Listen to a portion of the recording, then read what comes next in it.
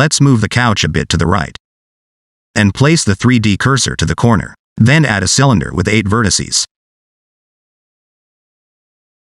Set the X and Y value to 0.6 and Z to 0.1. Then move it up a bit.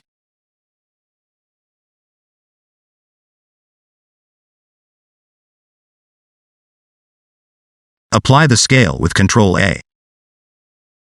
Shift select the wall, press Ctrl plus L, and select Copy Modifiers.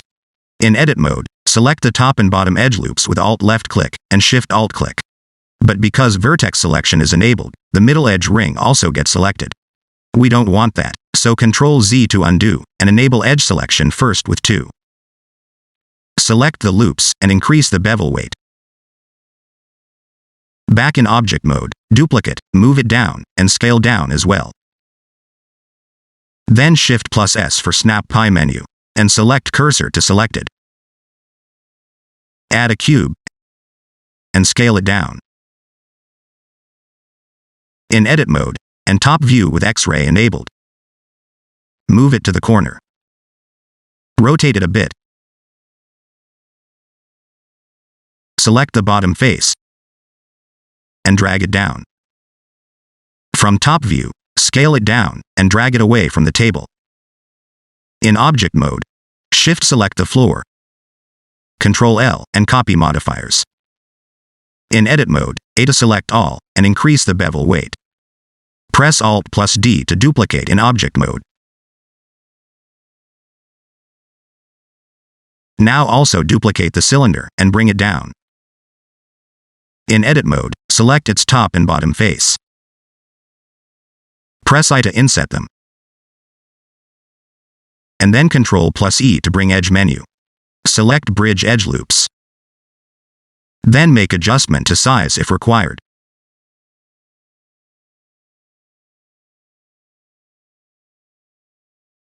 Now select all the parts, with the tabletop selected at last.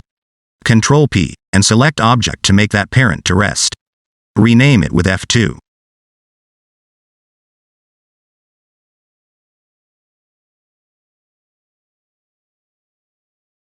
Add a cylinder. Scale it down. And move up on Z-axis. Shift select the table, press Ctrl plus L, and copy modifiers. In its edit mode, select the top edge loop, and set its bevel weight to 1. Add a loop cut on the middle, and slide it to control the bottom loop. Inset the bottom face with I. Inset again. Press M, and select at center to merge the vertices at center. If you want to convert these triangles to quads, select the alternate edges. Press X for delete menu, and select dissolve edges. But since this is a flat region, triangles or n-gons won't cause any issues. Now inset the top face, and extrude down a bit.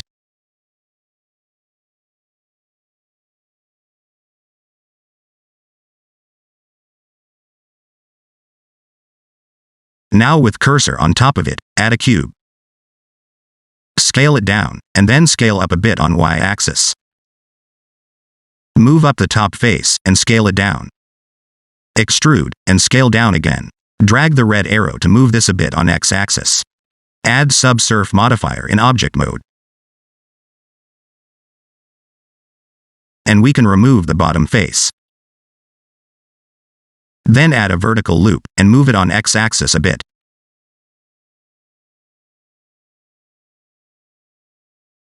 Then switch to top view, and in edit mode, move it to the side. Because we moved it in edit mode, the origin remains at the center.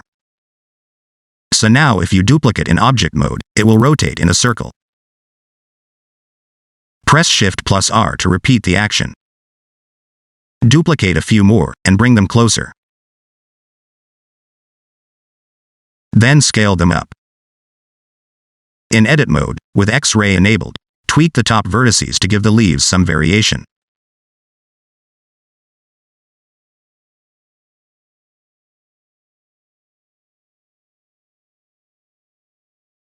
Then select all of them in object mode, and press Ctrl J to join them as a single object. Now shift select the pot, and make that the parent with Ctrl P. Now before adding materials to the object, I will make some more adjustments to correct the proportions a bit.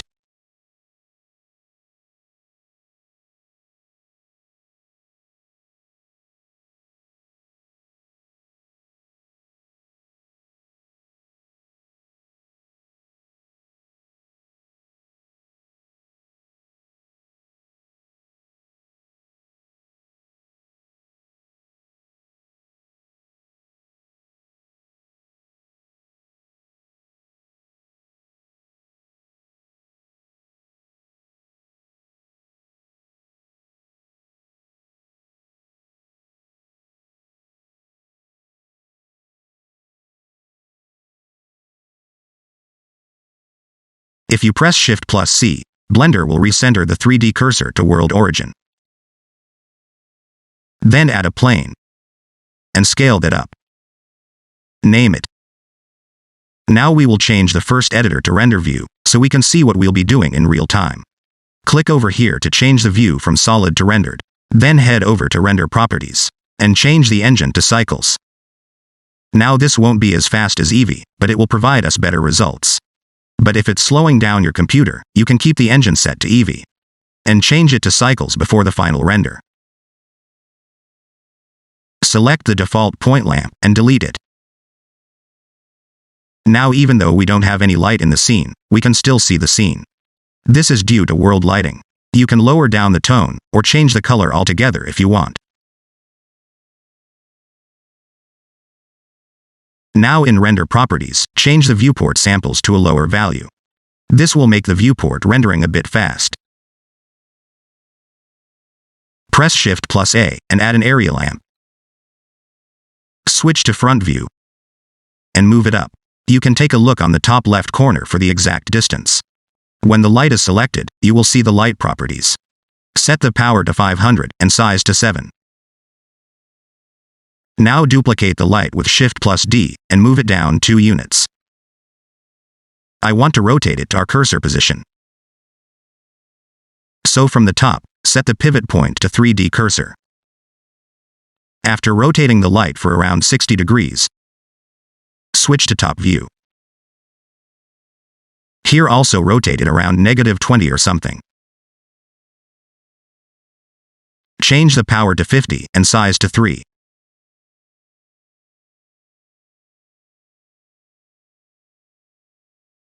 Duplicate it. And rotate it so to illuminate the scene from the front. Now shift select the lights. Press M and select New Collection. Name the collection and press Enter. Now if you take a look in Outliner, there are 2 collections.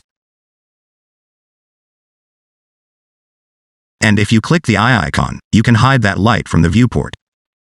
And clicking the camera icon next to it will also hide it from the final render.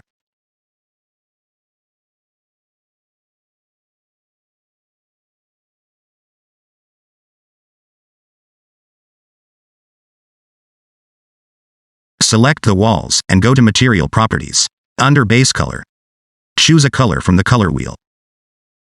But I will put the hex code of the color I originally used.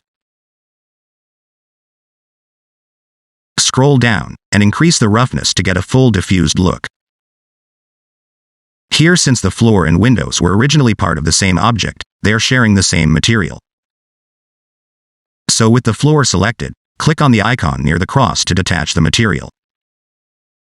Now you can add any material to it, and others won't get affected. Do the same thing for the window. But for the window, I also want to add another material for the interface. So select the face, and click on the plus button in Material Properties to add a new slot, and then hit Assign. Now add material, and instead of choosing a color, I will change the surface to emission. And increase the strength as well.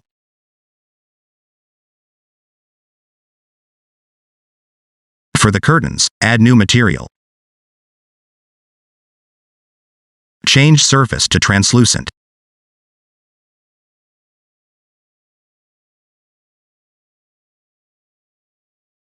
Now select the lamp handle and add a material to it. Scroll down, increase the metallic value, and lower down the roughness. For the couch, since I want it to be the same color as the walls, I'll click on the drop-down and select the wall material. Another quick way to add materials is to select all the desired objects which will share the same material. Then Shift-select the object which already has that material applied at last. Press Ctrl-L and select Link Materials. Now I'll fast-forward the next steps since it'll be repetitive. You should see the hex code of the color I used on the screen.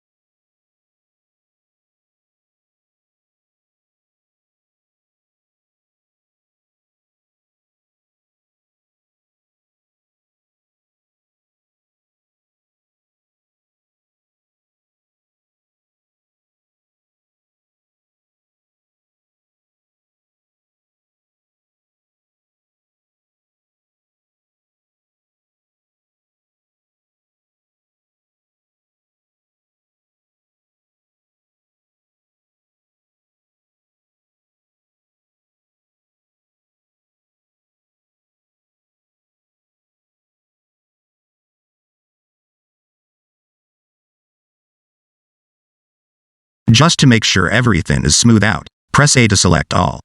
Right-click and select Shade Smooth.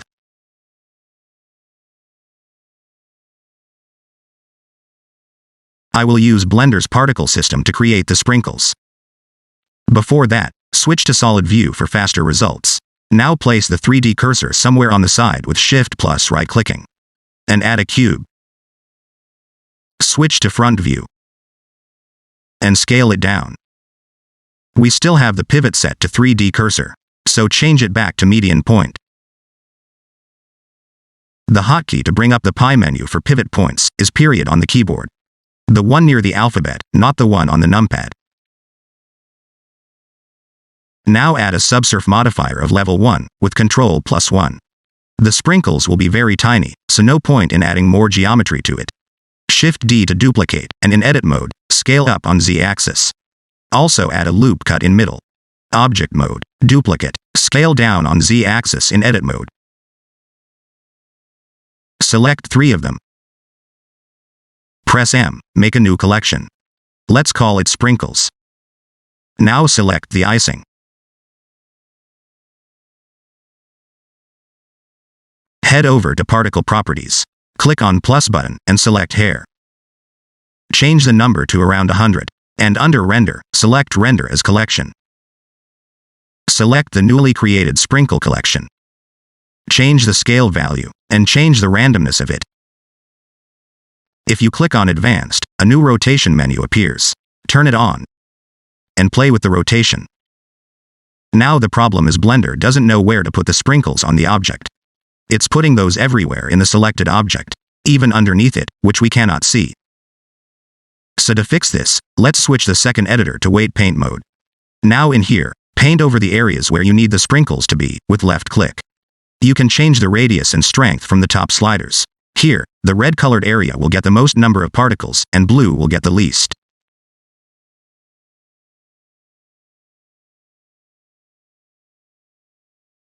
If you set the weight to 0, you can erase more affected areas as well.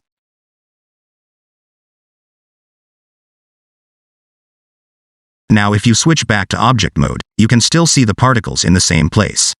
So scroll down in the particle properties, and under vertex groups, select density and select the newly created group. You can also control the scale of particles individually if you scale them in the viewport. And if you change the seed value, you will get different variations with the same settings.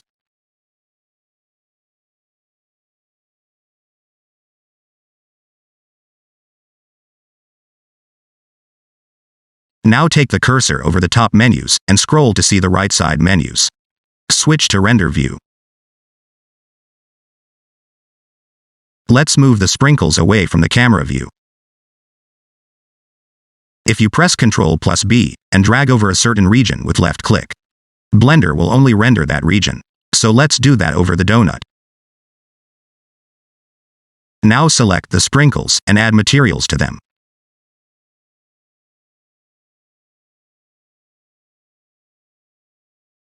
And to see the full render, press Ctrl+B again, and drag over the whole camera region.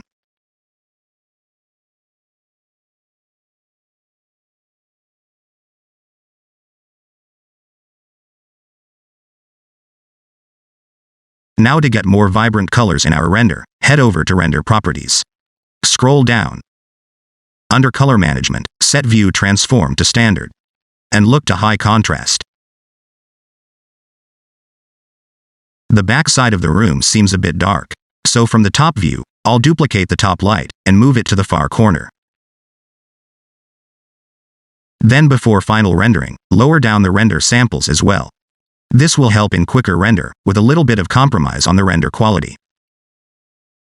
Change the device from CPU to GPU. If this region gets grayed out in your case, then head over to Edit menu. Select Preferences, and under System, make sure the supported GPUs are turned on. Now you can close this window. But if you see a Save Preference button in the bottom left corner, click that. Now before clicking the Render button, let's go to File, and save our file. Name the file, and from here, you can pick the folder where you want to get it saved. Now make sure the Render Denoise option is turned on. We won't get a grainy render by turning it on.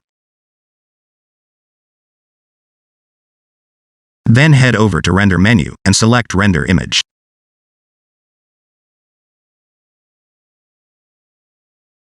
After it's done, click on Image menu and save. Name the image. Select the file folder and the file format. Then finally click on the Save button. I hope you were able to follow this series. If you did, share the result on Instagram or Twitter at 3D Greenhorn. Doesn't matter if you think your render looks good or bad. What matters is you didn't quit. You completed the project and learned something new. Art is something in which you cannot be good overnight. The more projects you finish, the better you'll become. There are many great tutorials to follow on YouTube from some amazing creators. Try the ones you find most interesting. And if you click the first link in this video's description, you can also join my Stylized course. Thanks for watching. I wish you the best in your Blender journey.